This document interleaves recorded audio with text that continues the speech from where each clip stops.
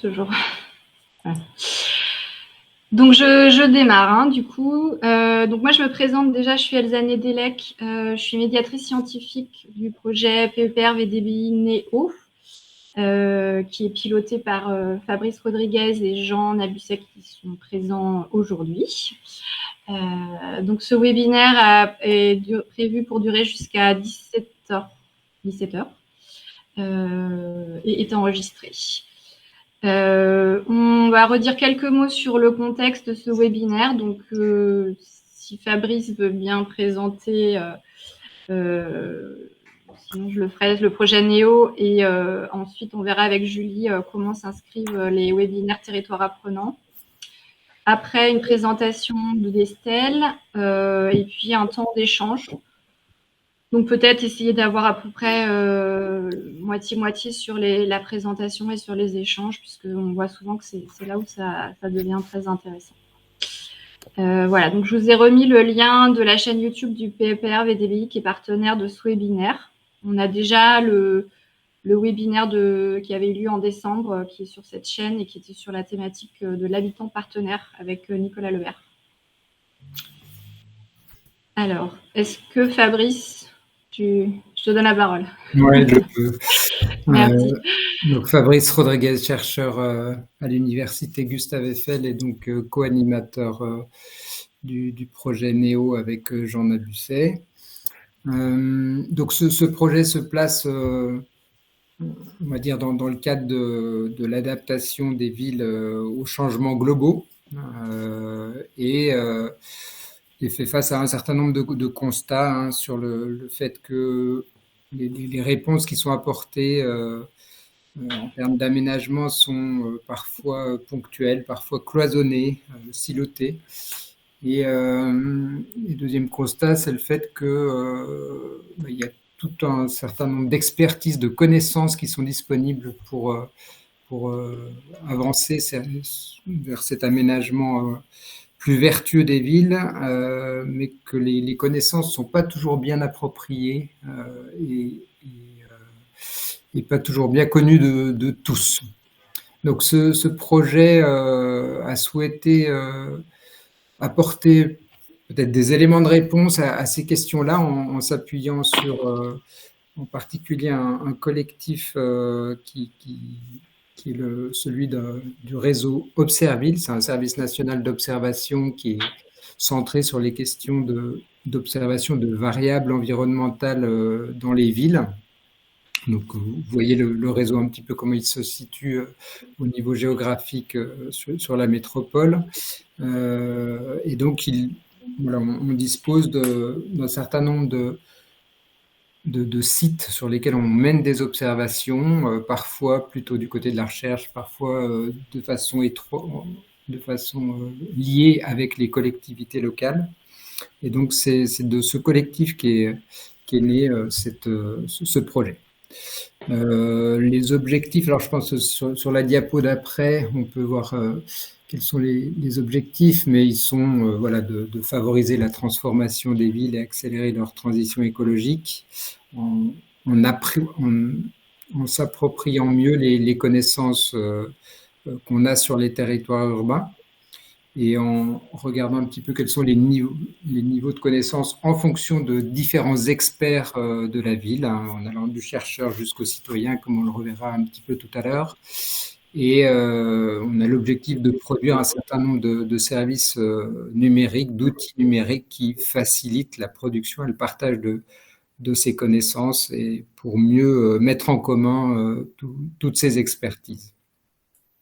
Voilà, je pense que je vais pas aller beaucoup plus loin, simplement mentionner voilà, que c'est un projet qui s'appuie sur une dizaine de partenaires au niveau national qui sont appuyés sur les différents territoires géographiques des métropoles sur lesquels le réseau Observille s'appuie.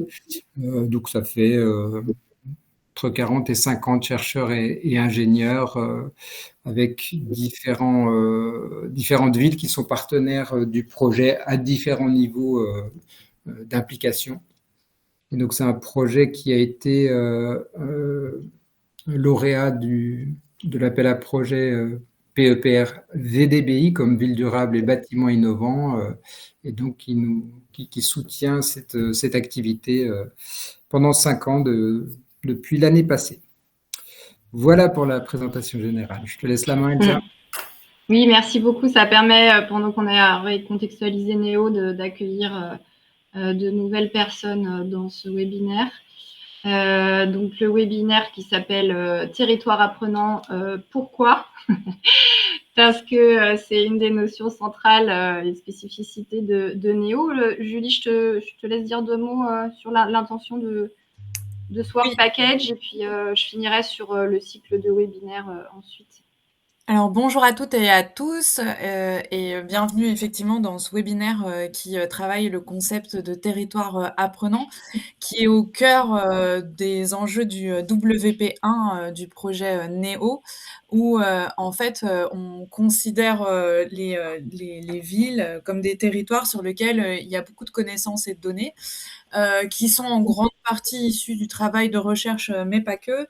Et en fait, notre objectif, c'est de connaître un peu les différentes trajectoires de ces données entre les différents acteurs, du chercheur à l'acteur opérationnel en collectivité locale, mais aussi en prenant en compte les habitants, de connaître un petit peu toutes les transformations que ces connaissances subissent. Et je pense que la présentation d'aujourd'hui va être riche sur une des dimensions qui est celle du sol, pour montrer ces transformations et traductions. De fait, ça doit aussi nous permettre de penser comment mieux nourrir les décisions au regard des connaissances de plus en plus importantes sur les questions qui sont liées aux changements globaux, dont le changement climatique. Ils doivent nous permettre notamment de nous adapter et d'améliorer notre résilience. Et donc ça passe aussi, comme l'a dit très bien Fabrice juste avant, c'est est-ce qu'il faut co-créer de nouvelles interfaces, qu'elles soient numériques ou autres? Est-ce que ça passe par de la co-création de connaissances, mais lesquelles et pour nourrir quels objectifs? Et puis l'enjeu fondamental est aussi beaucoup de relier les connaissances entre elles, puisque souvent celles des chercheurs sont mises en avant, un peu moins toutes celles qui sont existantes et extrêmement importantes aussi, qui sont des savoirs d'action la plupart du temps. Et donc c'est l'objectif de cette réflexion dans le VP1. Ouais. Oui, voilà. Pardon, tout s'affichait pas, mais voilà, il y a ces 3 niveaux. Est-ce que les connaissances scientifiques sont appropriées, prises en compte? Où sont-elles? Et effectivement, quels sont les cadres et les interfaces pour mettre en commun les données, les savoirs? J'ai un dernier slide avant de laisser la parole à Estelle.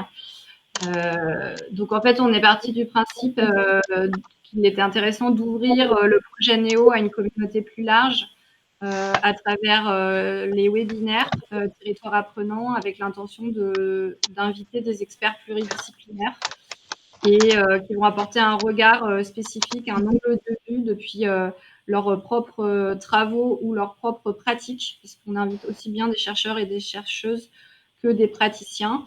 On essaye d'avoir un rythme de webinaire tous les 2-3 mois. Aujourd'hui, nous sommes le 30 mars. Le prochain webinaire aura lieu le 27 avril avec Léa Falco, qui a fait une thèse sur la formation à la transition des fonctionnaires. Et on devrait avoir Roman Solé-Pommier, qui est également chercheur et qui, lui, interroge plus les notions d'infrastructure et de patrimoine et la question de la maintenance dans le temps long. Donc encore une fois, ces webinaires sont disponibles si jamais il y a des collègues à vous qui n'ont pas pu se connecter, qui souhaitent visionner sur la chaîne du PEPR VDB, chaîne YouTube. Je propose qu'on enchaîne avec la présentation d'Estelle, que je remercie vraiment chaleureusement d'être partante pour cet exercice. Et on a pour coutume d'entamer les présentations avec cette question de territoire apprenant et de voir peut-être en transition, en introduction, comment cette notion résonne pour vous par rapport à vos savoirs ou votre expérience. Super, merci Elsa, Julie et Fabrice pour cette présentation, cette introduction. Alors moi, je vais commencer par vous dire que je ne suis pas pédologue. Donc aujourd'hui, on va parler des sols, mais moi, je ne suis pas pédologue. Mais pour autant, le projet NEO résonne particulièrement dans ma réflexion parce que je me suis longtemps intéressée à la manière dont les professionnels pouvaient s'approprier et intégrer les éléments de la préservation des sols dans leur métier, dans leur vie professionnelle au quotidien. Et je me suis souvent posé la question de comment s'articulait la compréhension collective de ces systèmes sols. Concrètement, en fait, pendant ces 10 dernières années, j'ai accompagné les collectivités dans 3 domaines, donc dans la valorisation des biodéchets à travers le compostage collectif, la valorisation des végétaux, de telle sorte qu'ils ne soient plus utilisés comme des déchets et plus déposés en déchetterie, mais qu'ils soient considérés comme de réelles ressources. Et enfin, le troisième volet, la gestion intégrée des eaux pluviales à la parcelle pour infiltrer l'eau au plus proche de là où elle tombe. Et donc, à travers ces 3 éléments de mes travaux, j'ai pu avoir le sol finalement qui était en fil rouge de l'ensemble de ma vie professionnelle. Et puis en 2023, et donc je vais vous partager mon écran. Hop là, un petit instant. En 2023, j'ai décidé de reprendre des études et d'intégrer un master d'urbanisme. Est-ce que vous voyez mon écran? C'est bon. Je me permets juste une intervention, Géraldine. Voilà. Ok. Et donc, ce qui s'est passé, c'est qu'en 2023, j'ai décidé de reprendre des études pour faire de l'aménagement et des professionnels de l'aménagement quelque chose d'encore plus prégnant dans ma réflexion. Et j'avais envie de vraiment comprendre comment est-ce qu'on pouvait préserver encore mieux les sols. Et donc, la présentation que je fais aujourd'hui, elle est basée sur les 2 projets de recherche que j'ai menés ces 2 dernières années. La première, c'était en 2024 au sein de l'Institut d'aménagement et d'urbanisme de Rennes, où j'ai travaillé sur une étude exploratoire sur la fertilisation et la valorisation des terres d'excavation. Donc l'idée était de comprendre comment éviter aux terres excavées d'aller en installation de stockage et de déchets inertes pour finalement être valorisées au plus proche de là où elle avait été excavée, éviter son transport, la fertiliser au plus proche pour la valoriser effectivement à l'endroit d'où elle venait. Et en 2025, au sein de l'Université Rennes 2 et en partenariat avec un bureau d'études qui s'appelle WESTAM, j'ai mené une recherche sur la manière dont on prend en compte la multifonctionnalité des sols dans les projets d'aménagement et plus précisément dans les plans locaux d'urbanisme. Donc, la présentation que je vais faire aujourd'hui va être très teintée de l'urbanisme réglementaire puisque j'ai travaillé dans ce service de planification à WESTAM. Et donc, ce sera vraiment le fil rouge de ma réflexion. Comment est-ce qu'on comprend le sol et comment est-ce qu'on rend concrète cette préservation du sol dans les documents d'urbanisme. Voilà pour une petite introduction. Hop là, excusez-moi. Donc, le plan de ma présentation, il est assez simple. On va faire un premier focus sur la législation et les outils réglementaires à l'aide de 2 cas très concrets dans 2 plans locaux d'urbanisme.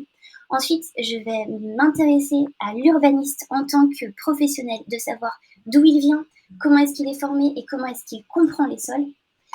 En 3e partie, je vais essayer de dégager quelques pistes pour comprendre comment est-ce qu'on peut préserver davantage les sols. Et ensuite, un temps d'échange avec vous en 4e partie. Si quelque chose n'est pas clair, n'hésitez pas à lever la main pour que je puisse y répondre. Avant de rentrer dans le vif du sujet, j'avais envie de revenir sur la perception des sols urbains en France depuis 1800, soit depuis la période hygiéniste. C'est important pour moi de reprendre quelques bases, aussi pour moi bien me permettre de bien commencer. Et donc, je voulais rappeler que effectivement, la période hygiéniste, elle était dédiée à une vision du sol qui consistait au fait que l'on se protège des miasmes du sol en le recouvrant de pavés puis d'asphalte. Donc finalement, cela consistait à assécher les villes, à imperméabiliser les sols et d'enterrer le cycle de l'eau. Donc le sol était vraiment perçu comme quelque chose face auquel il fallait se protéger. Plus tard, la période moderniste, on a affaire à une industrialisation de la production des villes avec la production de grands ensembles aux fondations profondes. Donc le sol est pour travailler en profondeur et on a affaire à une accélération de la production des terres excavées. Donc le sol est massivement exporté en périphérie des villes. Et enfin, la période que l'on vit actuellement, donc de villes dites durables, on a une prise de conscience des limites de l'étalement urbain et de l'artificialisation des sols, avec l'émergence de politiques publiques de villes durables qui se caractérisent par l'infiltration de la parcelle, la désimperméabilisation, avec une économie circulaire d'études du métabolisme urbain par exemple.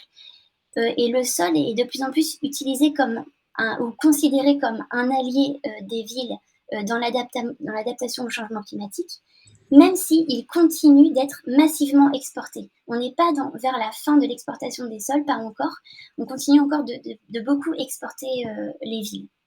Voilà pour cette première phase un petit peu historique où j'avais vraiment envie qu'on puisse se dire d'où est-ce qu'on vient, parce que c'est important de pouvoir bien cerner le cheminement dans la perception des sols urbains.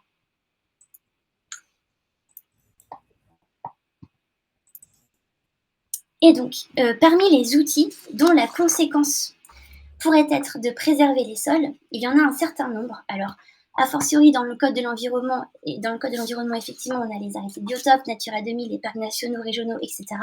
Mais c'est pas de cela qu'on va parler aujourd'hui.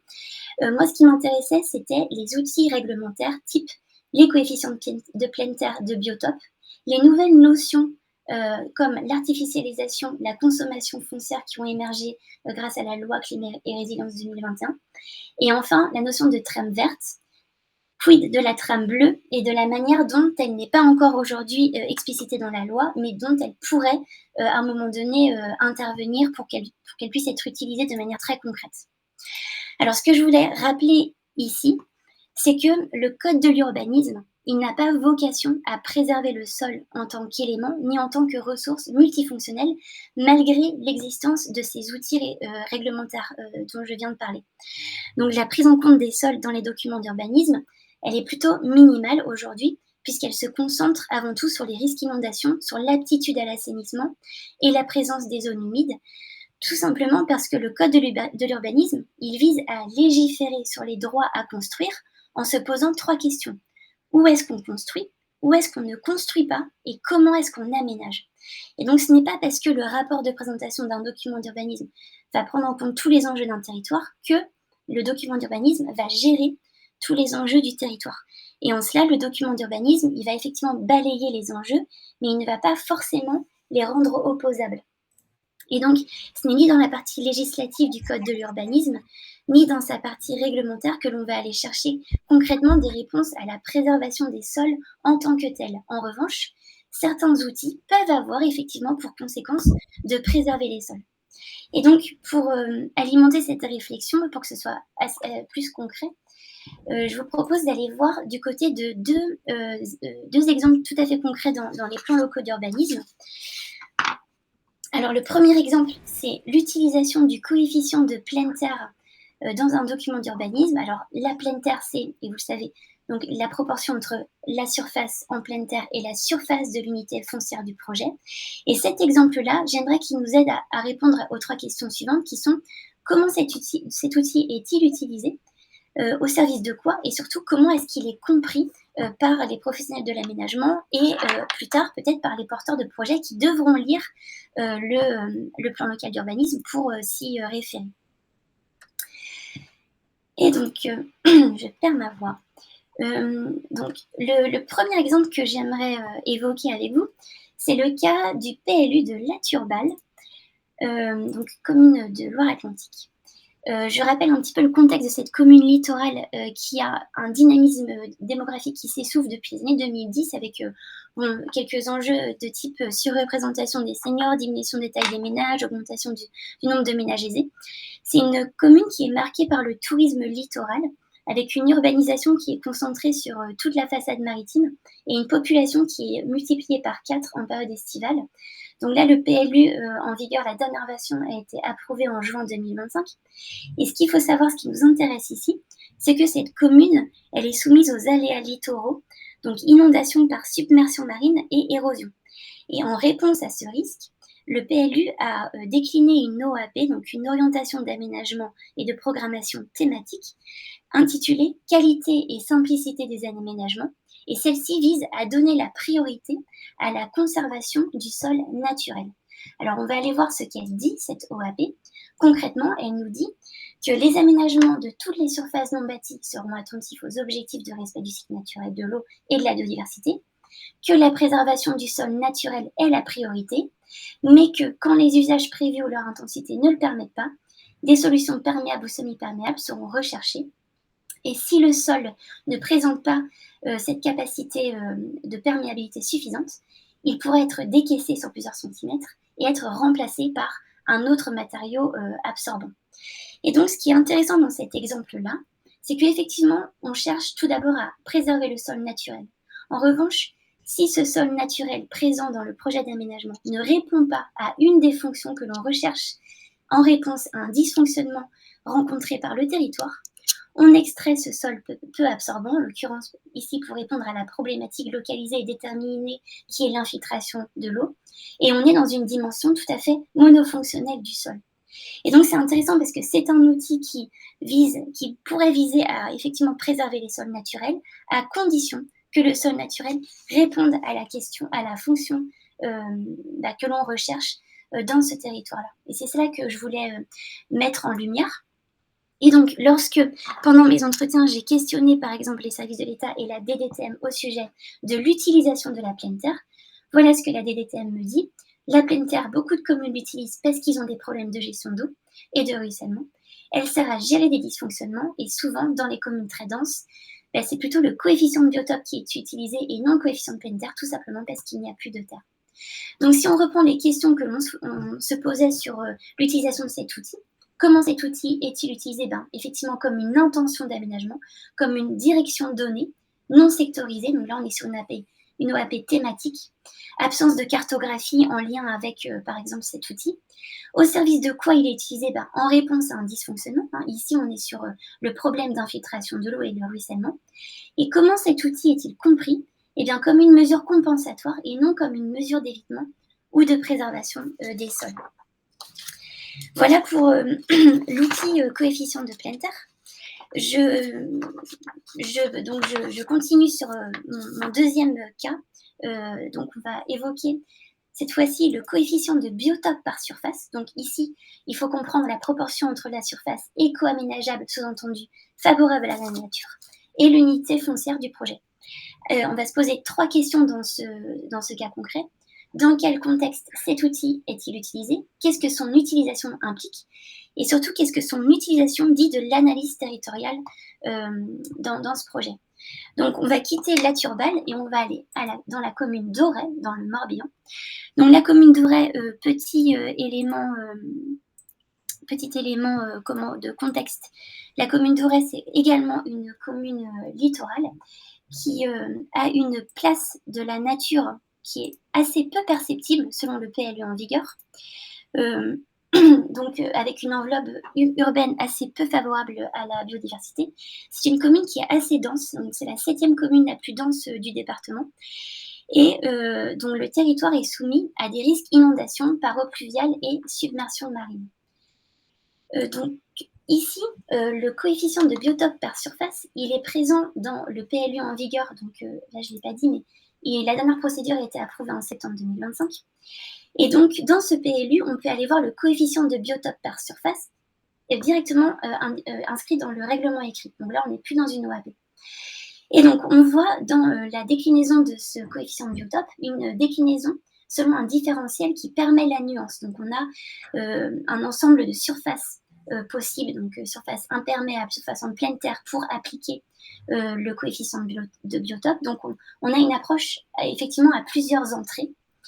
On a la notion surface favorable à la nature, qui est la fonction, en tout cas les mots qui sont repris du code de l'urbanisme, donc pas d'explication de ce qu'on entend par favorable à la nature, alors qu'on aurait pu s'attendre à ce que ce soit davantage explicité. Plus tard, on a l'expression les strates du sol naturel, qui sont pour moi la vulgarisation du terme horizon utilisé par les pédologues, mais pas davantage non plus d'explications à ce sujet dans le règlement. Un peu plus loin, on voit sur effectivement un espace vert qui serait installé sur une dalle, une épaisseur du sol fixée à 30 cm. Alors, ça peut être arbitraire, mais pourquoi 30 cm? Parce que peut-être la communauté scientifique est d'accord pour dire que 30 cm, c'est l'épaisseur minimale pour qu'une plante herbacée puisse se développer. Donc, c'est assez arbitraire de se dire au moins 30 cm sur une dalle, donc pourquoi pas. Ensuite, on a finalement une approche assez quantitative de ce coefficient sur la base de surface minimale, où on ne prend pas en compte la qualité initiale du sol, ni la qualité attendue. Et donc, on a une absence de cartographie qui est associée à ce règlement, qui pourrait permettre de spatialiser les zones potentielles de mise en place de ce coefficient de biotope. Et là, ça reste finalement très générique, inscrit tel quel dans ce règlement écrit. Il n'y a pas de traduction dans le règlement graphique, par exemple. Et donc, pour répondre aux questions, dans quel contexte cet outil est-il utilisé lors d'une densité urbaine assez importante pour pallier à l'absence de nature en ville? Qu'est-ce que son utilisation implique? Eh bien, une prise en compte du système sol par le porteur de projet. Il faut quand même aller voir quel sol est-ce qu'on va transformer, ou en tout cas sur lequel on va appliquer le coefficient de biotope. Et enfin, qu'est-ce que son utilisation dit de l'analyse territoriale? Eh bien, il s'agit d'un règlement type qui finalement pourrait être inséré dans tous les PLU en l'absence de diagnostic pédologique en amont de cette mise en place. Donc voilà pour le coefficient de biotope par surface. Et finalement, comment est-ce qu'on pourrait renforcer les outils de préservation des sols dès la planification? Donc j'ai trois propositions. Ce serait de réaliser le plus en amont possible un diagnostic pédologique afin de révéler le potentiel pédologique des secteurs de projet pour ne plus avoir des éléments complètement génériques qui seraient transposables à tous les territoires, mais vraiment des outils qui seraient contextualisés dans le territoire et qui pourraient donc des diagnostics pédologiques qui pourraient s'articuler avec l'ensemble des autres diagnostics que l'on a dans les PLU. Il faudrait également renforcer la compréhension de la dynamique d'urbanisation du territoire. Qu'est-ce que j'entends dynamique d'urbanisation? Simplement avoir l'historique de comment est-ce qu'un sol urbain s'est constitué, a été transformé, déplacé, etc., pour mieux comprendre ce qu'il y a sous nos pieds dans des secteurs de projet. Et enfin, plus généralement, ce serait de saisir l'opportunité de l'application du ZAN, et notamment le volet artificialisation, pour intégrer la définition de la trame brune dans la réglementation, parce qu'aujourd'hui, il y a la trame verte, la trame bleue, mais la trame brune n'a pas de déclinaison opérationnelle. Enfin, on ne peut pas l'utiliser encore parce qu'elle n'est pas suffisamment définie. Voilà pour cette partie réglementaire que je mets de côté. On va rentrer dans la deuxième phase de cette présentation, où là, je m'intéresse un peu plus à l'urbaniste en tant que professionnel, et pour essayer de comprendre effectivement dans quelle mesure il comprend le sol et comment est-ce qu'il s'approprie les questions pédologiques.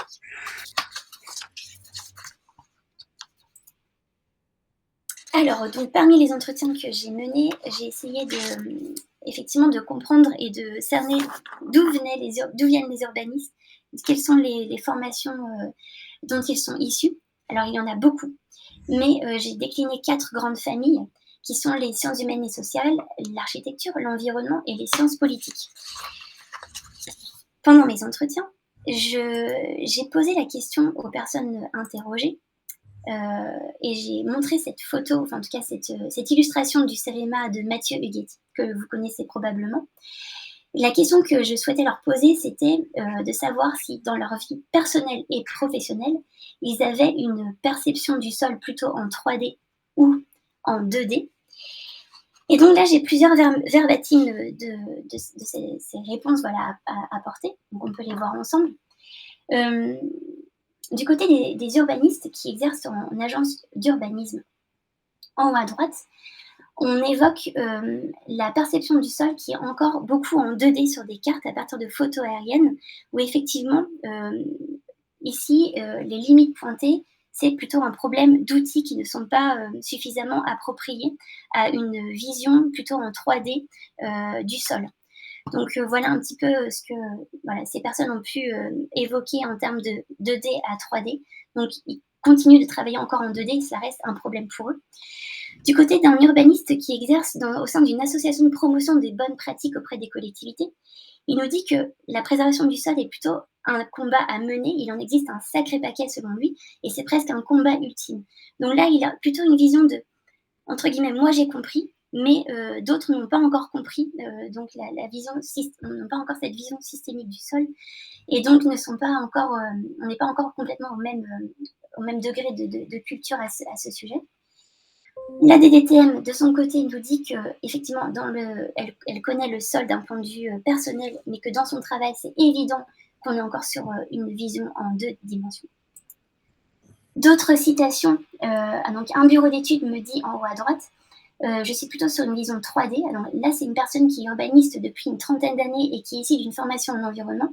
Et elle me dit que clairement, les collectivités aussi, mais le problème est plutôt du côté de la vulgarisation de cette vision 3D à l'échelle de toute la société. Du côté, donc là, à gauche, d'un urbaniste qui exerce en bureau d'études et qui, lui, est issu d'une formation en environnement également, il me dit qu'il a aussi une vision en 3D, mais qu'il essaye de faire passer chaque jour les gens de 2D à 3D, et notamment les promoteurs immobiliers, me disait-il. Et enfin, un élu que j'ai interrogé, et qui nous explique que lui, en tant qu'élu, il reste entre 2 visions, car il n'a pas encore tout exploré. Et donc, il reste encore dans une forme peut-être d'attente d'être un petit peu mieux informé, formé. J'ai interrogé ces personnes sur la manière dont ils considéraient les freins qui, effectivement, les empêchaient de considérer le sol de manière systémique. Alors, on a le choc des cultures, le fait de ne pas considérer tout le monde autour de la table le sol de la même manière. Donc, ça pose quelques problèmes de compréhension du sol en tant que tel. On a les coûts, et ce qui inclut le manque de temps alloué à l'approfondissement de la thématique. Tout ça, c'est beaucoup les bureaux d'études qui m'en ont parlé.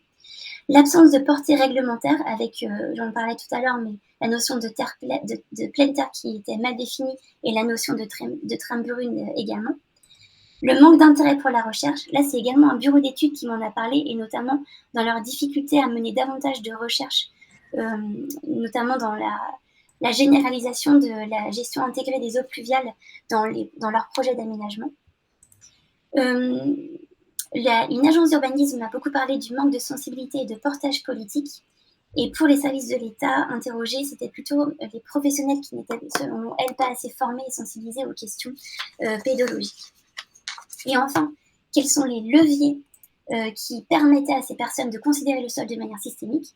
Eh bien, il y a l'urgence climatique, les évolutions réglementaires, parce que comme j'en parlais au début, on est quand même à un stade où on n'a jamais autant parlé du sol dans la réglementation. Et enfin, les compétences mobilisées au sein des comités de pilotage. Je souligne ici un fait qui me paraissait intéressant, d'un maire d'une commune qui me dit qu'au sein de son conseil municipal, donc il y a un naturaliste, et que grâce à lui, effectivement, dans leur PLU approuvé récemment, eh bien, ils ont énoncé un nouveau zonage dédié à un type de sol en particulier. Donc, effectivement, là, c'est la compétence peut-être hasardeuse d'une personne qui était particulièrement connaisseuse de ce sujet qui a pu faire émerger le sujet dans le plan local d'urbanisme. Donc, les professionnels de l'aménagement sont bien souvent des spécialistes polyvalents, et je les ai interrogés pour savoir comment est-ce qu'ils comprennent le sol et comment est-ce qu'ils parlent des sols. Et donc là, on a plusieurs verbatims. Tout d'abord, un chef de projet au sein d'une société publique locale d'aménagement d'une métropole qui a été formée dans les années 90 me dit « J'ai appris la notion d'horizon il y a 1 an, au moment où j'ai proposé de la terre stockée à des promoteurs. On était très novices sur ces questions. Retrouver de la terre végétale dans les projets d'aménagement reste un sujet moindre. » Ensuite, on a un chargé d'études en aménagement au sein d'un bureau d'études formé après 2015 qui me dit qu'il faut faire une formation avec des pédologues pour appréhender le sol, sinon c'est compliqué même s'il y a beaucoup de choses sur Internet. Donc on voit cette volonté d'approfondir le sujet et de se former au quotidien, et avec besoin d'une expertise quand même. Et enfin, un chef de projet en bureau d'études qui était formé avant 2015 me dit la chose très intéressante. Il me dit que les premiers centimètres de sol, c'est effectivement de la terre végétale, qu'à 1 ou 2 niveaux de sous-sol, il y a une grosse quantité de terre minérale. On l'a appelé comme ça en opposition à la terre végétale. elle n'est pas fertile, mais elle peut être utilisée dans la construction.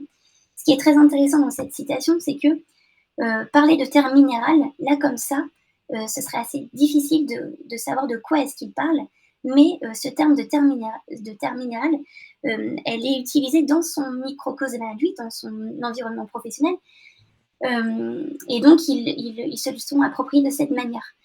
Quid d'une assemblée plus large où il faudrait effectivement avoir un vocabulaire commun. Et donc je trouvais intéressant de voir la manière dont on s'approprie des éléments de langage en termes de sol. J'en conclus sur quelques pistes pour renforcer la préservation des sols. C'est vraiment pas encore suffisamment complet pour se dire que ça pourrait être que ça les pistes, mais en tout cas, c'est celle que moi j'ai dégagée dans des projets de recherche. Ce serait effectivement de systématiser l'enseignement pédagogique de base dans les cursus universitaires et l'enseignement supérieur. Moi, comme je vous disais, j'ai repris des études en aménagement ces 2 dernières années. Je n'ai pas eu de cours sur le sol, sur la manière dont il fonctionnait en master d'urbanisme, sauf dans un cours à choix pendant un TD. Voilà, donc le but ici, ce serait effectivement d'avoir un enseignement pédagogique qui ne soit pas dans un cours à choix, mais qui soit dans un cours, dans un cours pas du tout à choix, en tout cas obligatoire. L'autre piste serait de renforcer le rôle des structures satellitaires qui accompagnent les territoires. J'entends structures satellitaires, alors les réseaux, type le réseau des CPIE, ou en tout cas l'association qui accompagne les territoires dont qui a été interrogée dans le cadre de ce projet de recherche, s'appelle l'association Brudel, par exemple. Et elle cherche à faire des retours d'expérience entre territoires dans l'aménagement durable pour essayer de faire un partage de bonnes pratiques. Et donc, l'ensemble de ces structures, les CAUE et l'ensemble de ces structures qui sont adossées aux collectivités, mais qui sont ni membres des services de l'État, ni membres de la collectivité en tant que telle, ont un rôle assez structurant dans l'émergence de ces nouvelles pratiques et de cette culture commune. Ensuite, j'avais énoncé l'idée d'intégrer et de préciser les notions pédagogiques dans la réglementation, donc de trame brune et de pleine terre notamment. Et enfin, de favoriser la coopération des territoires parce que effectivement, les procédés d'acculturation et de partage de connaissances sont davantage plébiscités par les territoires que les outils coercitifs, d'après ce que j'ai entendu des personnes interrogées. Voilà, je ne sais pas quelle heure il est, mais je vais m'arrêter là pour vous laisser la parole. Je vous remercie de votre écoute. Merci beaucoup, Estelle. C'était très dense et c'est allé très vite. Donc, je pense qu'il va y avoir peut-être des besoins de revenir sur certains points. En tout cas, on a une 50aine de minutes, donc ça va nous laisser le temps peut-être de re-questionner des éléments. Ce que je vous propose pour ceux qui veulent réagir ou qui ont des questions, c'est d'utiliser le petit symbole main pour demander la parole. Comme ça, je vois à peu près l'ordre d'arrivée des questions.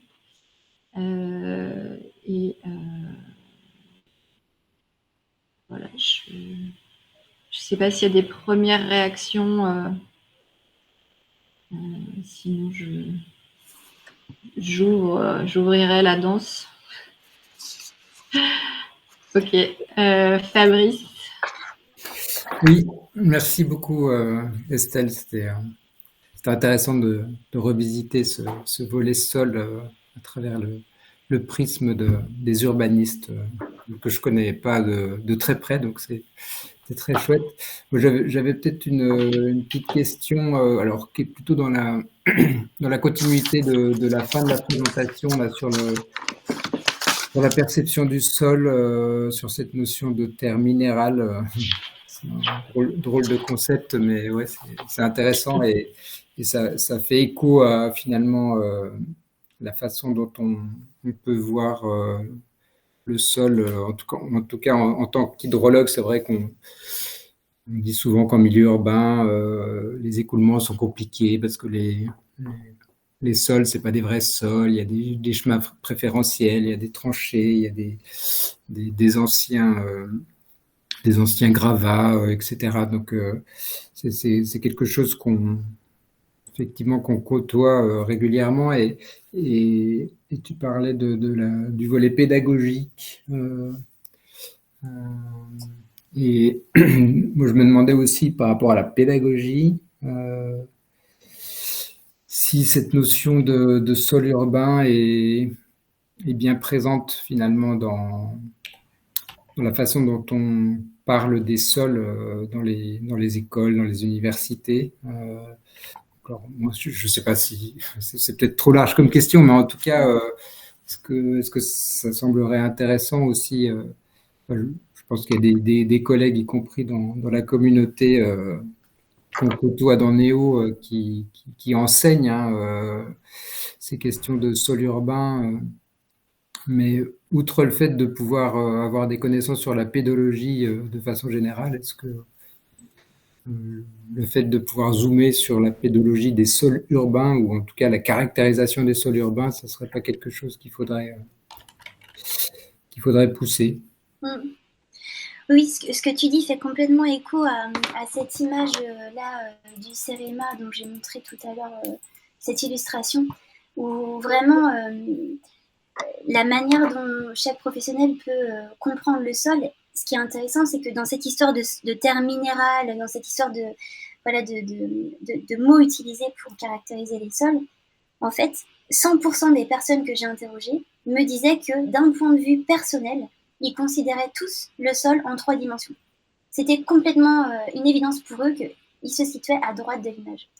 En revanche, dans leur vie pro, ils étaient plutôt en 2 dimensions. Et sous-entendu, on travaille sur des cartes. Mais en réalité, on peut travailler sur des cartes et voir le sol en 3 dimensions et travailler avec un sol en 3 dimensions. Donc, j'avais aussi l'impression que, comme si on était aux prémices de quelque chose, comme si on était à la veille de l'invention d'un outil qui allait faire que, parce que les cartes vont changer, parce que les plans vont changer, et on va pouvoir voir le sol en 3 dimensions. Et puis, effectivement, en master d'urbanisme, on est aussi un petit peu pareil, dans une dimension surfacique du sol, en fait. Et en fait, la loi ZAN, avec sa dimension consommation foncière, aujourd'hui et jusqu'en 2031, on est sur les hectares que l'on va chercher à préserver. Et donc, c'est des numéros, des nombres, avec un nombre d'hectares, en fait, et pas des sols en particulier. Donc, voilà, ça rebondit un petit peu sur ce que tu me dis, mais bon, je vois que peut-être il y a d'autres questions. Je reviendrai sur des sujets. Ok, ça marche. Merci. Merci. José Frédéric, tu voulais participer? Oui, juste pour dire que je ne connais pas grand-chose au sol et à la préservation des sols, mais en tout cas en matière de... Ce que je constate, c'est qu'en matière de gestion à la source des eaux pluviales,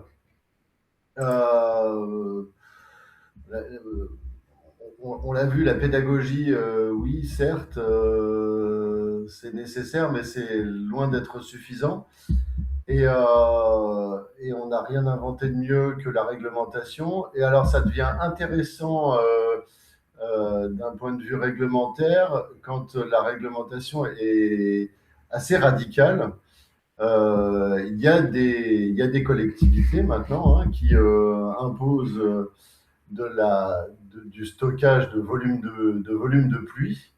Et quand on doit stocker une pluie trentenale, comme dans certaines collectivités, on se met à mettre des couches de sol de toiture végétalisée qui sont significatives, qui sont plus une toute petite couche de 5 ou 10 cm avec un sédum, mais des vraies toitures végétalisées intensives.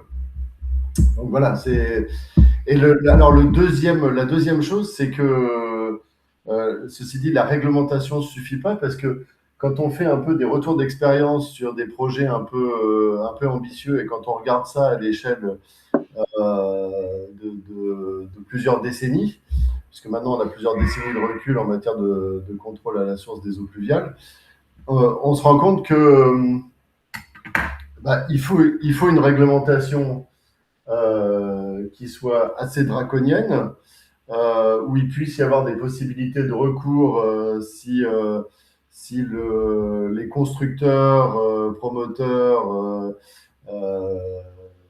pour que les constructeurs promoteurs ne trouvent pas des arrangements et n'inventent pas des normes secondaires d'application pendant la réalisation, pendant la conception et surtout pendant la réalisation du projet urbain.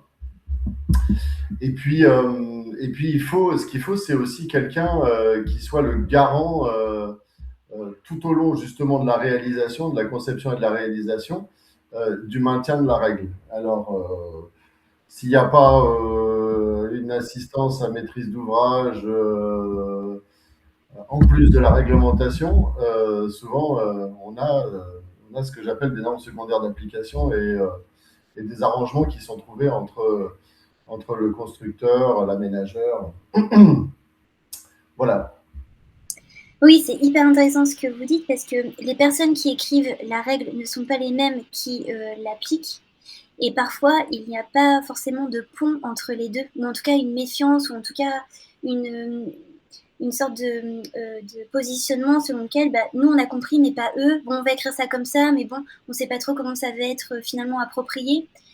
Et plein de fois j'ai entendu des urbanistes me dire pas besoin de mettre ça dans le règlement, de toute façon on n'a pas forcément confiance sur la manière dont ça va être compris, approprié par les porteurs de projets.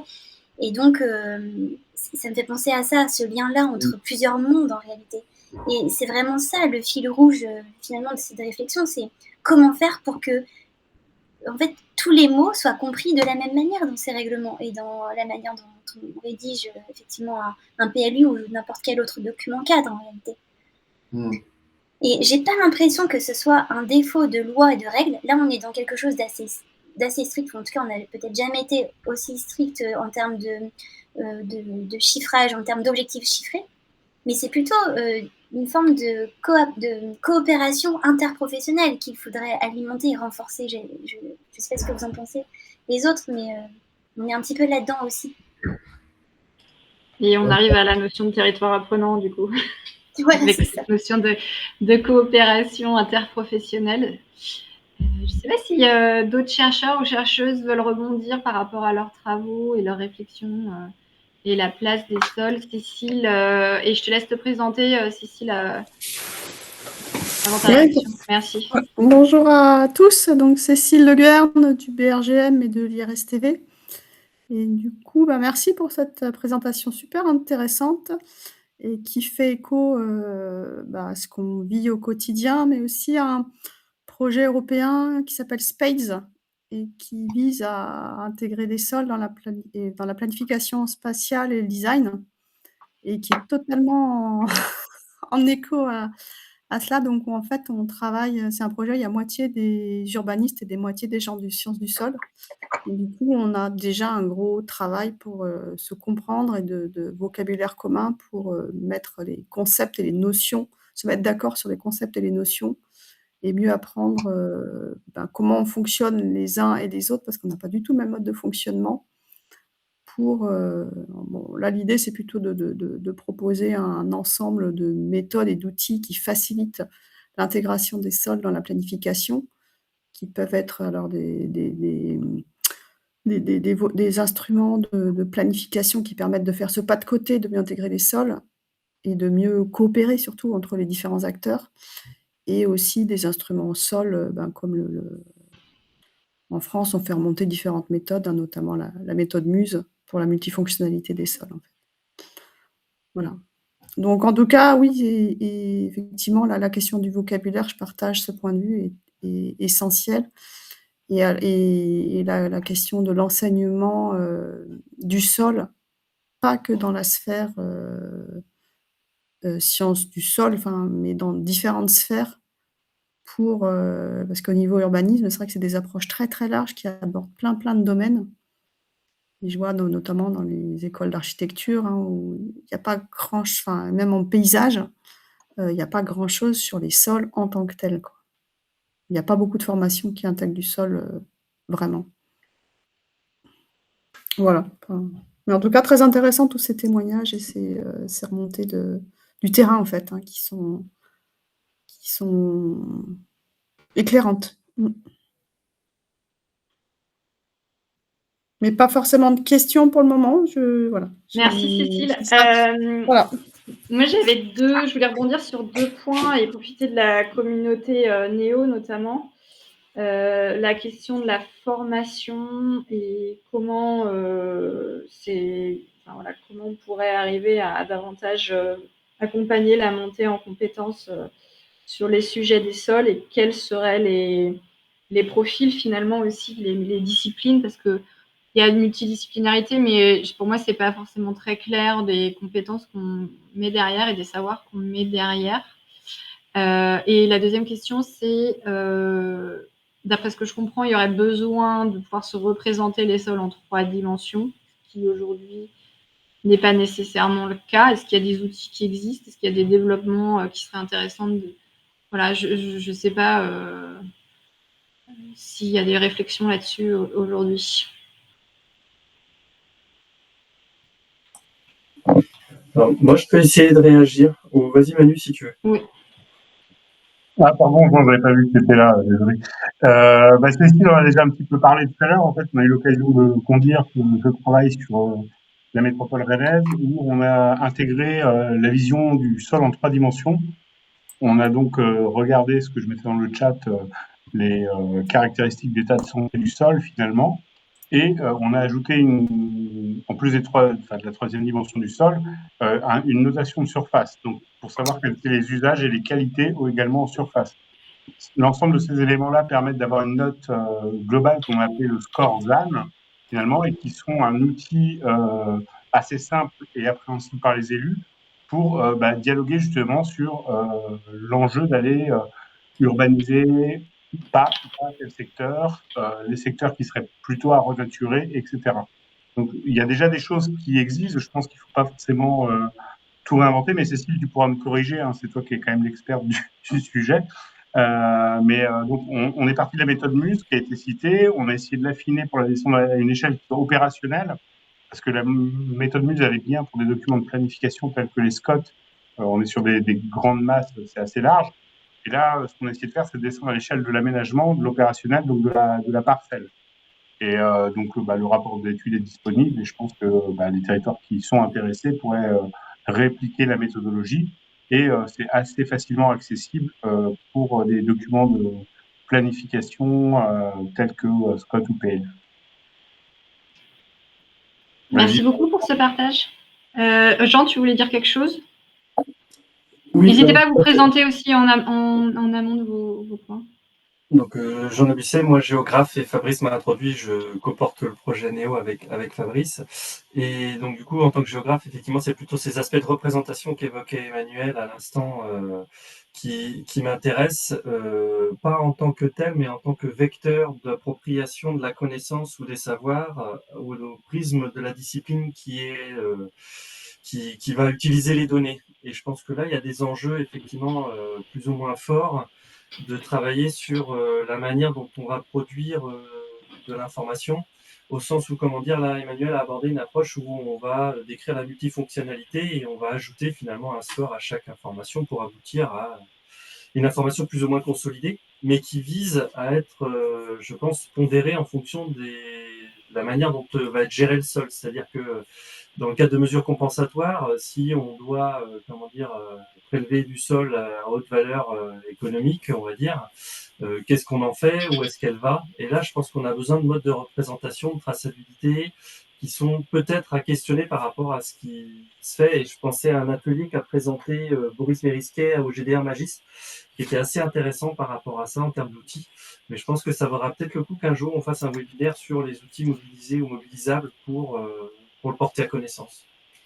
Donc là, c'est plutôt une remarque en tant que géographe, mais je pense que vu l'ampleur des discussions que l'on a, rien que sur la donnée 3D végétation, je pense qu'il y en a au moins autant sur la donnée sous-jacente sol. Donc pas de questions, plutôt des remarques, Elsa. D'accord. Et de nouvelles idées de webinaire. Merci. Martial Effelin. Oui, bonjour.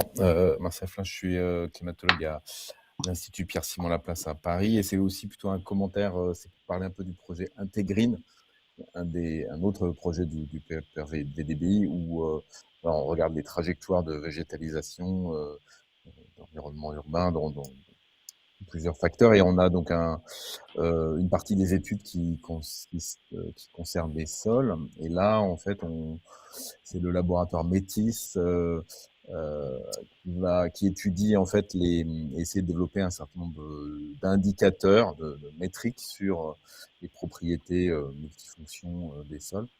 Voilà, concernant la captation du carbone, la capacité à filtrer l'eau, les propriétés microbiologiques, tout ça. Et à partir de Integrine, c'est sur la région parisienne, et donc il va y avoir 200 échantillons de prélevés le long d'un transect urbain, périurbain, rural, et ensuite pour essayer de faire une cartographie de ces indicateurs multifacteurs des sols, essayer de proposer aussi peut-être une manière nouvelle d'indicateurs de qualité. Et ça va inclure également des technosols qui sont notamment, il n'y a pas d'utilisation de technosols pour l'instant dans la ville de Paris, mais il y a d'autres villes en région parisienne qui ont intégré des technosols. Voilà. Et dans le cadre d'une thèse CIFRE, on a également une étude justement de différents technosols et de développement de végétation sur ces technosols, d'études comparées du développement d'arbres dans différents sols. Donc voilà, c'est un petit complément et de synergie entre projets et des pays. Merci Martial. Peut-être pour rebondir, moi ce que je ressens, c'est qu'effectivement aujourd'hui il y a vraiment une attention forte portée sur les sols, et en témoigne la nouvelle directive européenne sur les sols. C'est un signe important de cet intérêt qui est porté, et on voit qu'il y a encore des hésitations sur les modalités. Je pense à Nantes comme ailleurs, je sais que c'était le cas à Angers.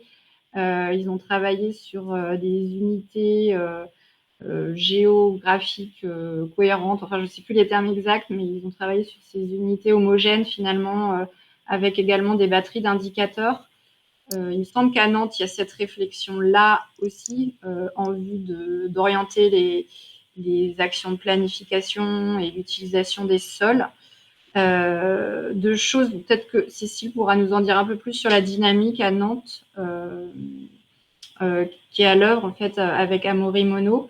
Mais ce que je retiens de la présentation du travail qui avait été fait à Angers, que vous avez présenté au Forum Ville Garden, pour rester dans la famille des PEPR VDBI, c'était vraiment que ces indicateurs avaient été établis par l'agence d'urbanisme local, avec un multicritère, mais il y avait eu ensuite une confrontation avec les élus, les techniciens, et à la faveur de ces échanges, ces indicateurs avaient été retravaillés.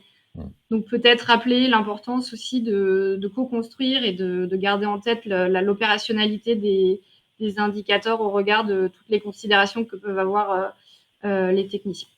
Est-ce que, justement, Martial, tu veux dire un mot? Oui, juste pour rebondir là-dessus, de la journée Integrine qui a lieu le 14 avril, celle de 2026, du coup, on a un dialogue, enfin un atelier de discussion, chercheurs, praticiens, décideurs, autour d'usages, autour des sols urbains.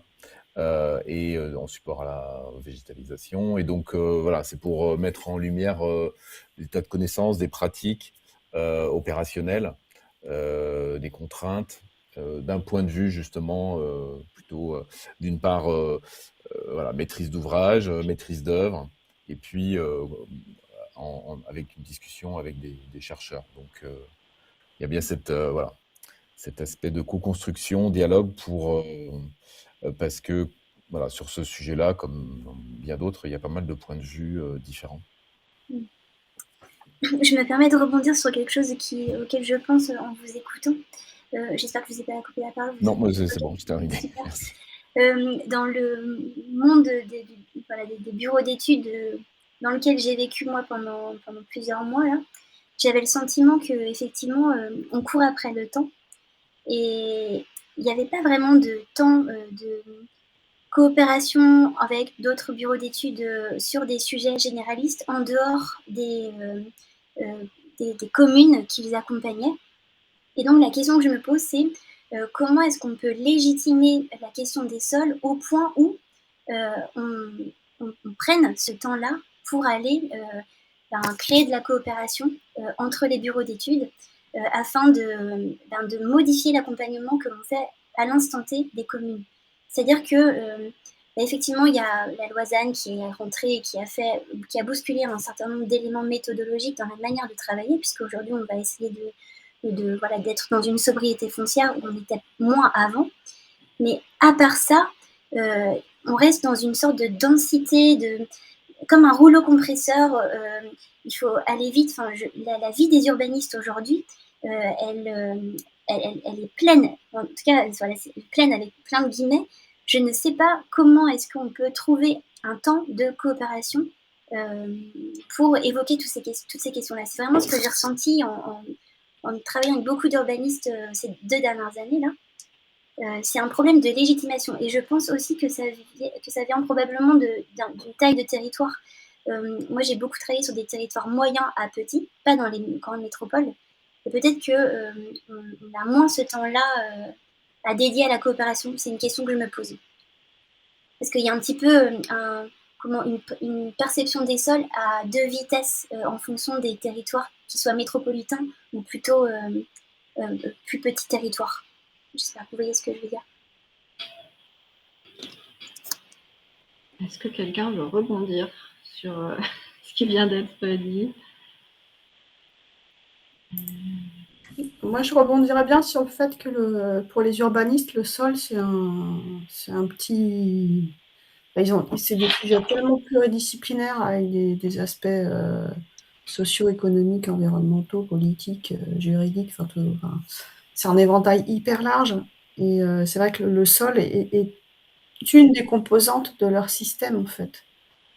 Et qui a été un petit peu oublié jusque-là, qui a été juste considéré comme un support des infrastructures.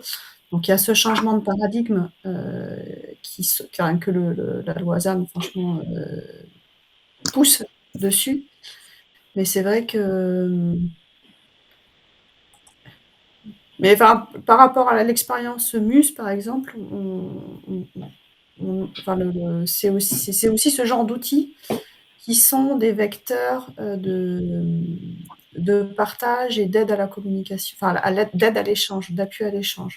Moi, je sais pas, Emmanuel, tu peux en témoigner pour Rennes Métropole, mais c'est...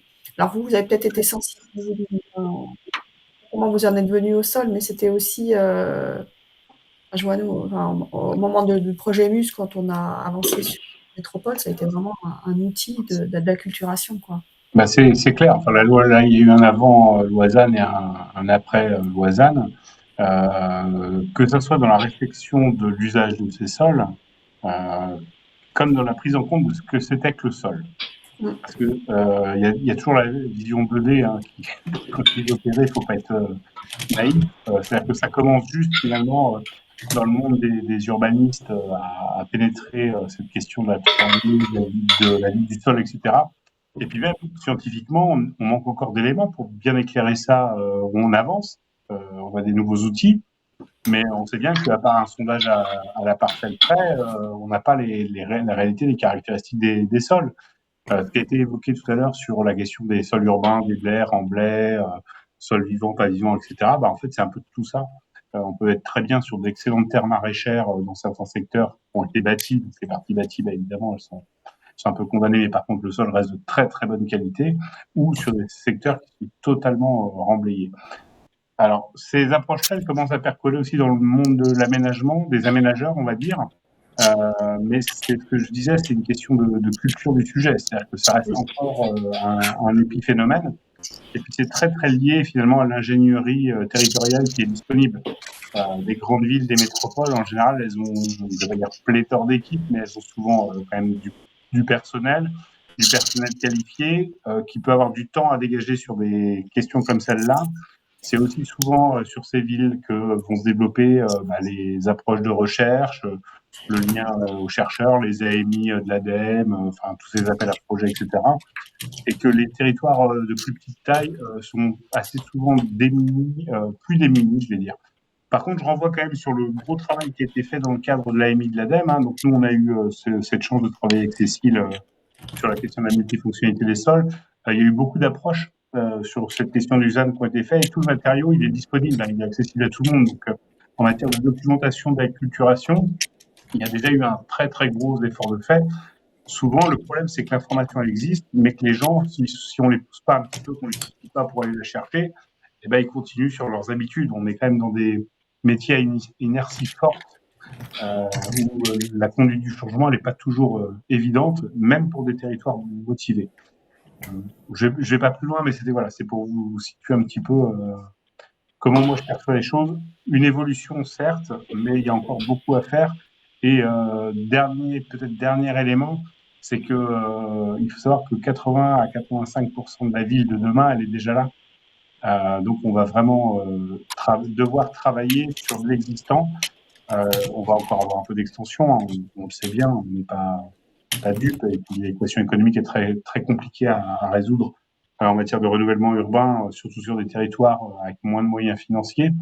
Mais en gros, aujourd'hui, il faut retravailler le sol de la ville là où il est présent. Et les autres questions sur le sol, elles sont plutôt agricoles, si on pousse un peu le trait. Et c'est pour ça que j'insistais sur ce point-là tout à l'heure dans le chat, en disant il y a l'approche des pollutions des sols en milieu urbain. Donc là, il y a, je pense, encore un effort de connaissance d'approche. Hein. Cécile est en train de faire des sondages, donc on verra à mieux connaître notre patrimoine de sol urbain demain. Mais il y a aussi cette question du sol en milieu agricole et qui pose aussi bien d'autres questions. Je pense qu'il y a la question du sol urbain qui doit être traitée, qui doit être approfondie, et la question du sol agricole qui est plutôt mieux connue, mais qui fait face à un lobbying très fort de la profession pour pouvoir faire évoluer les pratiques. Donc voilà, je pense qu'il y a ces deux approches-là à voir quand on parle du sol et d'urbanisme du sol, en sachant qu'on va consommer de moins en moins de terre en extension dans la période à venir. Merci beaucoup, Emmanuel. Avant de passer la parole à Julie, je voulais juste rebondir en rappelant aussi que sur la question de la formation et de l'acculturation, c'est important de distinguer peut-être les urbanistes qui travaillent à tout ce qui est réglementation et zonage, de ceux qui vont plutôt piloter des opérations d'aménagement et toute la chaîne de décision-action lors des remaniements ou des développements de nouvelles zones. En tout cas, moi, ça m'intéresse qu'on dise qu'il y a peut-être différents endroits et selon les profils, peut-être des niveaux de formation différents. Julie. Oui, merci. Moi, sur ce que tu as dit, Estelle, c'est-à-dire les bureaux d'études, moi, je pense que c'est quand même hyper important qu'on y revienne parce que toute collectivité n'a pas forcément une agence d'urbanisme ou une ingénierie interne qui lui permet d'intégrer ou de commencer à intégrer ces enjeux. Et par ailleurs, je trouve très intéressant ce qui est fait sur Rennes et sur Nantes, mais pour voir ce qui se passe sur d'autres collectivités locales, on est parfois très très loin de cette réflexion sur les sols, ou alors sur juste une dimension qui est la dimension nourricière et autres, mais beaucoup moins sur comment finalement on fait un certain nombre de choix dans la consommation des sols au regard de leur qualité, en tout cas de leur multifonctionnalité, et que souvent on oublie cet acteur, et cet acteur, il est fondamental parce que pour la plupart des collectivités locales, c'est eux qui leur font leur document de planification. Et moi, je prends une autre casquette que celui de chercheur en urbanisme. Je prends celui de la casquette d'évaluatrice environnementale. Je suis membre du MRAE. Nous, on regarde absolument pas en fait cette dimension parce qu'on voit bien que déjà toutes les autres dimensions qui sont liées à l'environnement ne sont pas ou mal prises en compte. Et déjà, le premier versant du ZAN est déjà très difficile à digérer, même pour les grandes collectivités locales. Et encore moins les sols, en fait. Les sols, ils sont déjà, on doit déjà tellement travailler sur les questions de faire attention sur les sols pollués qu'on n'est pas du tout dans la dimension que je dirais plus positive. Et en tout cas, je pense que cet enjeu de ne pas manquer cet acteur-là, puisque c'est un acteur extrêmement important de traduction des savoirs pour les collectivités locales. est hyper important. Et effectivement, ce qui demande aussi de la formation, du travail en lien avec ceux qui peuvent les nourrir en termes d'acculturation et d'acclimatation, c'est quelque chose de global, mais effectivement, faut pas essayer d'égaliser où en est tout le monde. En fait, c'est vraiment aujourd'hui quelque chose, certes, en train de se structurer, mais on est quand même très loin de la question d'une appréhension globale de ce que sont les sols en termes de qualité.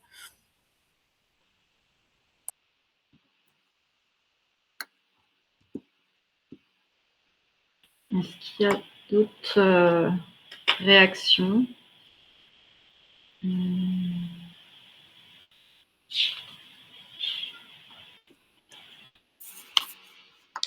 Est-ce que, Cécile, ça te dit de partager peut-être 2 mots sur le projet Permépolis?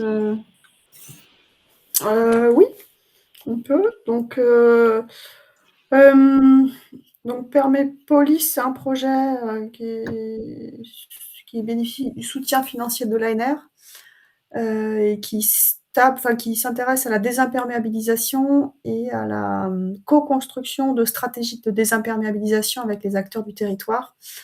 Et dans ce cadre-là, pour le volet de désimperméabilisation, on considère que la désimperméabilisation, ça, donc au-delà d'enlever les couches imperméables de surface, ça contribue aussi à remettre en état, ou en tout cas en fonctionnement, le profil de sol, donc avec une continuité vers les eaux souterraines. Et dans notre approche de la désimperméabilisation, on part du sol, en fait. On ne part pas forcément de la fonction du cycle de l'eau, on part d'abord du fonctionnement du sol comme entité structurante de la désimperméabilisation, donc avec les différentes propriétés de surface, déjà les couvertures et les usages du sol, mais aussi les propriétés d'infiltration, on intègre dans les bénéfices aussi le fait de refonctionnaliser les sols, hein, et en prenant en compte aussi tout ce qui est tout ce qui est attrait au sous-sol également, donc notamment tout ce qui est risques liés au sous-sol, hein, que ce soit les inondations par remontée de nappe, par exemple, ou la pollution des sols, bien sûr, et puis aussi les mouvements de terrain, notamment, et aussi la protection des ressources. Mais donc avec des entrées sur disons que et des entrées en termes de bénéfices, on regarde bien sûr, hein, les différents bénéfices tels que la réduction des îlots de chaleur urbains, la réduction des inondations par ruissellement, mais aussi le volet biodiversité, le volet aménité, les approches un peu plus sociales. Et donc là, on est dans une phase l'idée, c'est d'aller vers la co-construction. Donc, on a pas mal d'ateliers avec des parties prenantes. Alors, c'est Nantes Métropole qui nous sert de terrain de jeu, entre guillemets.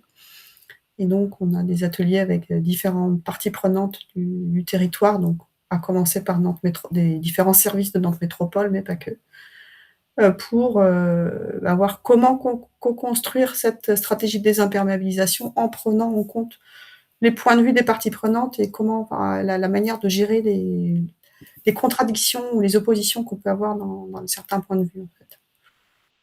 Mais aussi, et avec une intégration aussi du règlement d'urbanisme, en fait. Et c'est un peu, ça repose des questions, quel levier on peut avoir, hein, sur le plan réglementaire pour promouvoir cette désimperméabilisation tout en anticipant certains risques qu'on aurait tendance à oublier. Et donc, ça s'inscrit aussi avec la révision du plume de Nantes Métropole. Perspective. Ouais. Donc, en fait, l'idée, c'est d'aborder différentes couches d'informations, d'apporter différentes couches d'informations et un outil pour croiser ces informations. Il y a aussi le développement d'un jeu sérieux sur la désimperméabilisation pour accompagner, en fait, cette traduction et cette acculturation. Est-ce que la notion de trame brune est considérée dans ce travail de Permépolis Alors, ça fait partie des choses qui vont être réinterrogées dans les prochains ateliers. Pour le moment, on était plutôt sur la trame verte. On travaille D'accord. plutôt à partir de la trame verte. Donc ça fait... Il n'y a pas encore vraiment d'établissement de trame brune sur Nantes. Donc à voir voilà, comment ça... C'est des choses qui sont en discussion. Bon, sachant qu'on ne parle pas de rien, puisqu'on parle de la méthodologie des e-villes qu'on avait élaborée, mais plus sur d'un point de vue prise en compte des aspects environnementaux. Donc là, l'idée, c'est d'avoir une dimension sociale renforcée, une dimension réglementaire renforcée. Ok. Jean, tu avais un message ou une question? Oui, c'est exactement pour donner la suite à ce que Cécile vient d'évoquer, c'est-à-dire que Estelle nous a rappelé un certain nombre d'éléments du cadre réglementaire qui gère, si on peut le dire comme ça, ou encadre, on va dire, l'usage du sol ou son exploitation, sa manipulation. Et Cécile, par rapport à ça, et même Estelle, par rapport à votre expérience, est-ce que le cadre juridique, on sent bien qu'il y a une exploration des outils post-ZAN. Est-ce que, par rapport aux territoires sur lesquels vous intervenez, il y a la création de droits, alors je ne trouve pas le mot en français, mais en gros de soft law, c'est-à-dire en gros que les métropoles ou les collectivités viennent compléter le cadre réglementaire en intégrant dans leur PLUI des instruments divers et variés qui ne seraient pas forcément encadrés stricto sensu par le cadre juridique existant. Parce que en fait, par rapport au trou dans la raquette, c'est est-ce que les territoires viennent produire des éléments de planification à défaut d'être réglementaires? Pas forcément. C'est intéressant parce que, effectivement, parmi les territoires que j'ai vus et les communes que l'on accompagnait, il n'y avait pas vraiment de trou réglementaire, de trou dans la raquette d'un point de vue réglementaire, mais il y avait peut-être une légère appropriation de la règle qui était traduite dans un règlement, par exemple. Et là, je pense notamment à... Souvent, on voit le zonage, il est souvent N, A et U. Et ben là, sur une commune en particulier, on avait créé un zonage supplémentaire par rapport à une qualité sol qui avait été identifiée sur un territoire. Donc on peut aller un petit peu plus loin comme ça. Mais j'ai pas d'autres exemples finalement qui pourraient combler ce trou dans la raquette réglementaire, parce que pour moi il n'était pas vraiment présent d'un point de vue réglementaire, c'était plutôt dans d'un côté plutôt méthodologique qu'il pourrait y avoir un trou dans la raquette. Et voilà, je ferme la parenthèse, peut-être je vous laisse la parole Cécile, mais voilà pour ma part.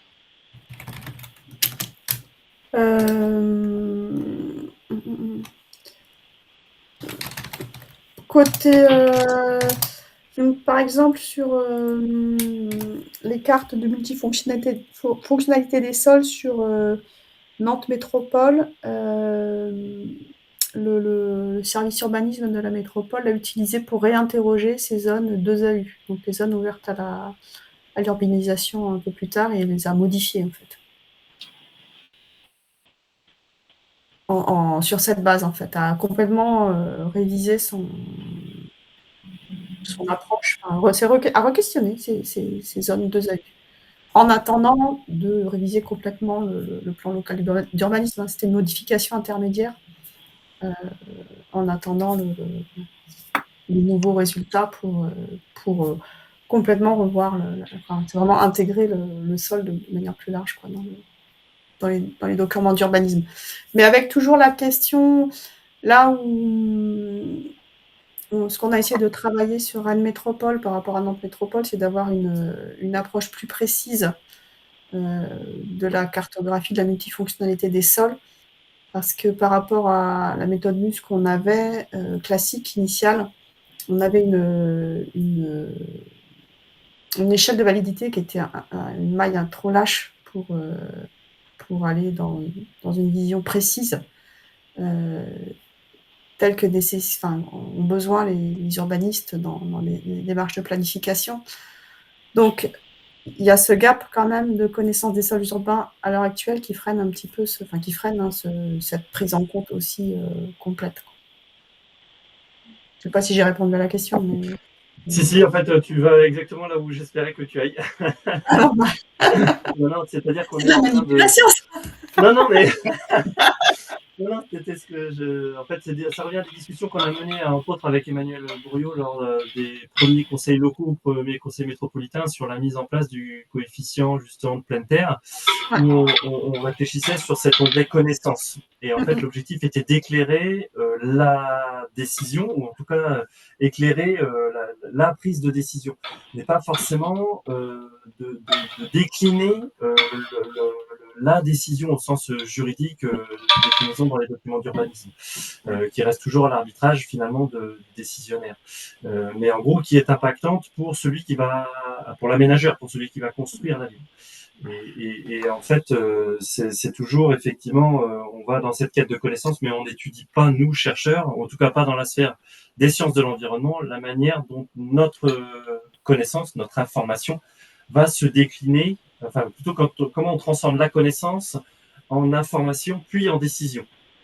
Et ça, je pense qu'on a peut-être un chemin à parcourir. Disons qu'on on va vers l'aide à la décision, enfin, des connaissances qui permettent d'aider à la décision. Et il y a c'est ce qu'on a beaucoup travaillé sur Rennes Métropole, là, sur la manière de retranscrire cette connaissance qui était multifonctionnalité, qui était bien, mais après, on en fait quoi et comment on l'utilise? Essayer de la transcrire dans un format qui soit compréhensible et exploitable. Et ça, mais c'est là que nous, chercheurs tout seuls, on ne devine pas, en fait. Et c'est là que les interfaces et l'interaction sont essentielles pour co-construire cette interprétation, cette visualisation, cette manière de représenter la connaissance qui va être compréhensible et exploitable par les utilisateurs. Ouais, je pense que ça, c'est essentiel ce que tu viens de dire, Cécile. C'est-à-dire qu'il faut avancer sur les deux jambes, la connaissance que vous apportez et la connaissance des pratiques de l'urbanisme, des choix, etc., qu'apporte le territoire, la collectivité ou une agence d'urbanisme. Parce que sinon, chacun travaille en silo dans son monde et ça ne produit pas grand-chose.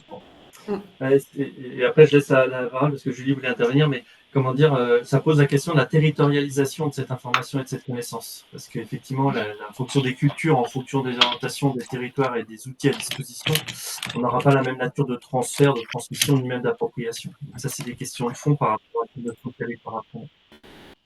Vas-y, Julie, je t'en prie.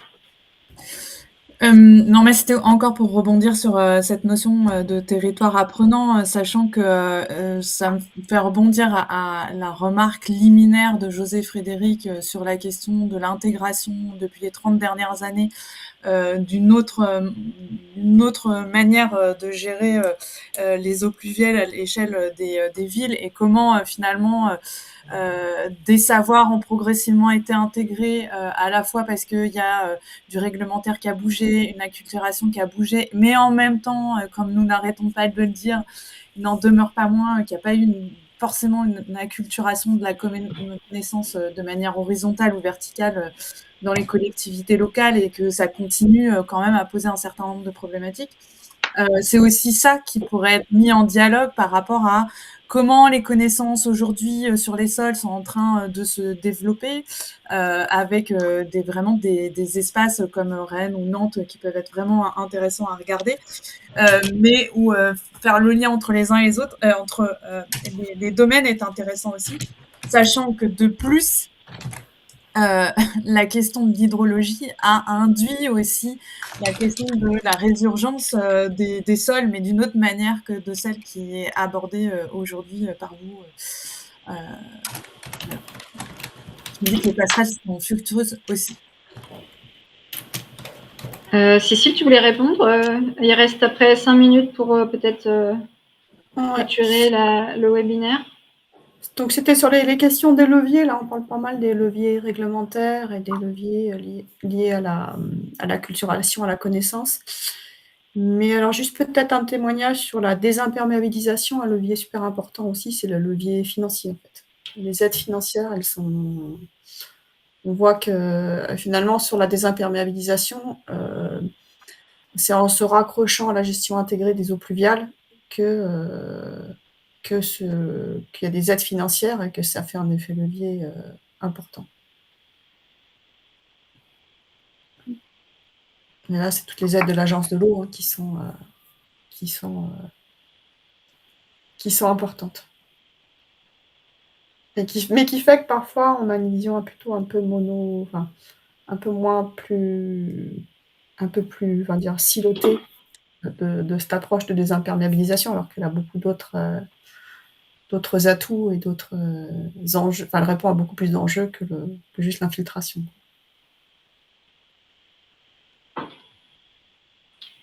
Merci beaucoup. Est-ce qu'il y aura une dernière réaction ou remarque avant peut-être de clôturer le webinaire?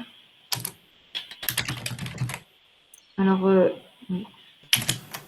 juste peut-être, Emmanuel, si vous avez le lien du colloque de la FNAU, pourquoi pas le partager, ou je ne sais pas s'il n'est pas encore. Alors ouais, enfin, c'est pas que je ne l'ai pas encore vu, il est directement accessible sur le site de la FNO en fait.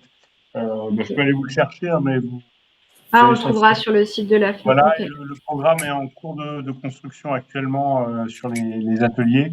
Donc les dates, c'est annoncé, c'est début octobre de mémoire.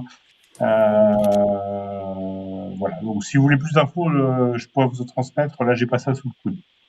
En tout cas, on voit ici qu'il y a des personnes ressources, à commencer par Estelle, pour faire le lien, mais pas que. Mais, en tout cas, si ça peut permettre de créer un lien aussi avec ce qui est mené au niveau des agences d'Urba à l'échelle nationale, ça peut être chouette. Il y a peut-être une chose dont on n'a pas parlé, mais je n'ai pas beaucoup entendu, alors je n'ai pas fait attention, c'est la question de la renaturation. Je n'ai pas entendu le mot prononcé, ou alors je n'ai pas fait attention, mais c'est quand même un des vrais sujets aujourd'hui qui est introduit par la loi. Hein, quand on parle de l'équilibre ZAN, alors on connaît toutes les limites de l'exercice que nous a posé le législateur, mais la loi LCR, elle a quand même eu le mérite de venir poser la question de comment on renature les villes. Et pour renaturer, c'est la question du sol qui est primordiale, bien évidemment. Donc, je pense qu'il faut avoir ça en tête. C'est pas juste savoir où est le bon sol pour le préserver, etc. C'est aussi savoir comment demain on va pouvoir recréer des sols vivants en zone urbaine. Effectivement, j'ai pas évoqué la renaturation tout simplement parce que c'est pas un élément que j'ai utilisé moi dans mon travail auprès des urbanistes, mais il a tout son sens ici, effectivement. Et sachant que la moulinette ZAN développée sur Rennes, elle est quand même intéressante dans ce cadre. Pour concilier quantité et qualité, quoi. Ouais, tout à fait. Et il y a aussi la deuxième notion, justement, j'en profite, après je me tais, j'ai beaucoup parlé, mais c'est de dire un hectare ne vaut pas un hectare. C'est-à-dire que l'approche ZAN, elle a beaucoup une vision très arithmétique. Quand on fait de la renaturation ou autre, on se dit, on compense un hectare pour un hectare. Et l'approche Rennes Métropole, justement, c'est de se dire, on va regarder la qualité des sols, parce que certains ont plus de valeur. Une prairie qui stocke du carbone, elle a beaucoup plus de valeur qu'un bout de terre remblayé, quoi. Et donc, c'était d'avoir ces éléments-là pour éclairer la décision des élus. Et peut-être, hypothétiquement, si le législateur le permet, etc., avoir une calculette ZAN qui permette d'avoir un calcul plus fin en fonction de la nature des sols qu'on va altérer ou renaturer ou restaurer. Jean, avant la fin du webinaire. Oui, je laisse clôturer après. Juste, comme c'est le site de Rennes qui organise cette année les journées scientifiques du SNO, du PEPR, Ville durable et bâtiments innovants, on peut très bien envisager un temps de présentation de cet outil, Cécile, au niveau du sol, comme élément de discussion, comme élément abordé, soit en plénière, soit en atelier spécifique. Donc, pas hésiter, que ce soit Emmanuel ou Cécile, à revenir vers moi et Fabrice pour voir si ça a du sens. Et on peut très bien se dire, on prend un quart d'heure, 20 minutes pour présenter le dispositif, soit dans des ateliers au fil de l'eau, à questionner ensemble. Les journées VDPI ont lieu fin septembre, début octobre. Donc, on a le temps d'échanger et de voir ça ensemble. Voilà, c'est avec une nouvelle. À toi, Elsa.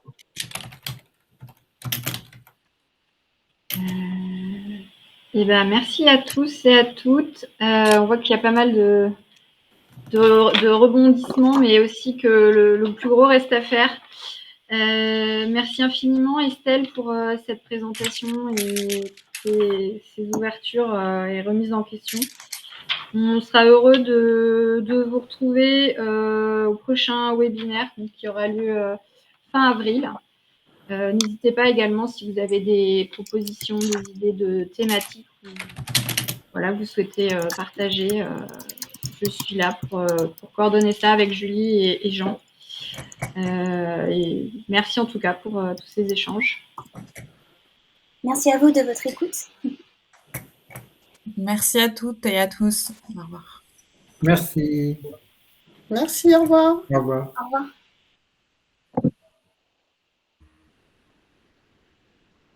Merci bien, au revoir.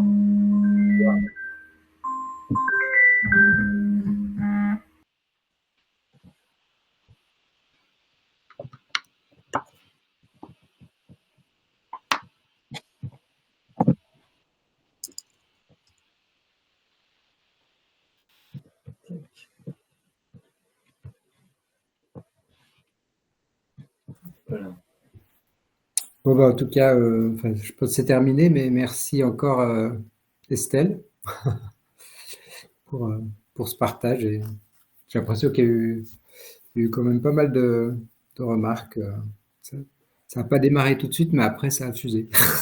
Oui, alors pardon si j'ai été un peu vite, c'est vrai que c'était assez dense. Il y a plein de choses à dire sur ce sujet, c'est tellement à la fois complexe et à la fois nécessaire, et il y a